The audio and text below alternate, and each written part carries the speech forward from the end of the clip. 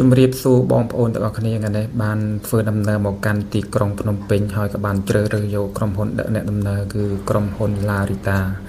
រាល់ដងយើងធ្វើដំណើរទៅភ្នំពេញគឺយើងជិះបានក្អីអង្គុយធម្មតាតែថ្ងៃនេះខ្ញុំកក់សម្បត្តិយកម៉ោងចេញដំណើរគឺម៉ោង 8:05 នាទីគឺបានឡានដេកបងប្អូនមាន2ជាន់មានជាន់ខាងក្រោមនិងជាន់ខាងលើមានក្រេ1ក្រេ2សម្រាប់ឲ្យបងប្អូនជ្រើសរើសបើបងប្អូនមកជាលក្ខណៈធ្វើដំណើរជាលក្ខណៈគ្រួសារបងប្អូនជ្រើសយកក្រេ2ប៉ុន្តែបងប្អូនឲ្យធ្វើដំណើរម្នាក់ឯងបងប្អូនអាចជ្រើសយកក្រេ1សម្រាប់ធ្វើដំណើរលក្ខណៈឯកជនភាពរៀងៗខ្លួនស្ងប់ស្ងាត់ត្រូវការសម្រាមត្រូវការដេកទំរេតកុំឲ្យចុកខ្នងចុកចង្កេះអីយើងអាចជ្រើសយកឡានដេកបានហើយនៅលើឡានក៏មានអាហារសម្រន់ដូចជានំរួមទាំងទឹកសុទ្ធកសែងជិតមុខរួមទាំងថ្នាំដោះធ្មេញធ្លាប់ឃើញបងប្អូនយើងធ្វើដំណើរគឺធ្វើដំណើរនៅពេលយប់គឺមានឡានដេកប៉ុន្តែមិននឹកស្មានថានៅពេលព្រឹកម៉ោង 8គឺយើងធ្វើដំណើរគឺមានឡានដេកសម្រាប់ឲ្យបងប្អូនជ្រើសរើស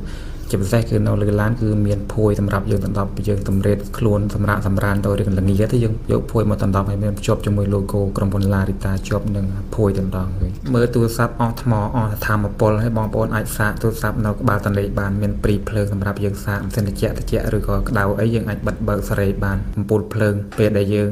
ចាំងភ្នែកយើងអាចបិទបានជាពិសេសពេលដែលកំពុងធ្វើដំណើរយើងចង់បត់ជើងតូចបត់ជើងធំគឺនៅខាងក្រោយគឺមានបន្ទប់ទឹកយ៉ាងស្រស់ស្អាតសម្រាប់ឲ្យយើងងាយស្រួលនៅពេលយើងបត់បែនតាមកលៈទេសៈពេលឡើងឡានក្រុមហ៊ុនគឺមានថង់សម្រាប់ដាក់ស្បែកជើងយើងហើយដល់ពេលចុះពីឡានវិញគឺក្រុមហ៊ុនគឺមានស្បែកជើងទទួលយើងសម្រាប់យើងចុះដើរមកអាហារដ្ឋាននៃហូបអាហារថ្ងៃត្រង់បន្ទាប់ពីហូបអាហារថ្ងៃត្រង់ហើយយើងឡើងឡានចេញដំណើរបន្ត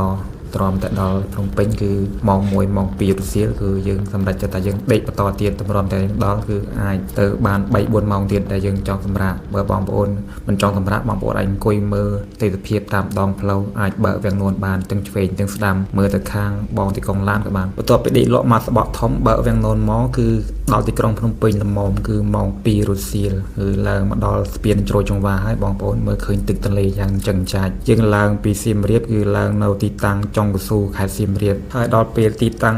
ចុះចតច្រឡំចុះចតប៉ុនឡើងយន្តហោះដល់កន្លែងចំណតដល់កន្លែងចំណតគឺនៅក្បែរវត្តភ្នំទេបងប្អូនយើងចុះពីឡានមកគឺនៅក្បែរវត្តភ្នំជិតគ្នាទេហើយទៅពេលយើងចុះចំណតភ្លាមគឺយើងឡើង pass up បន្តដើម្បីរកកន្លែងស្នាក់នៅបន្ទាប់ពីជិះបានមកទូធំគឺមកដល់កន្លែងស្នាក់នៅហើយគឺនៅ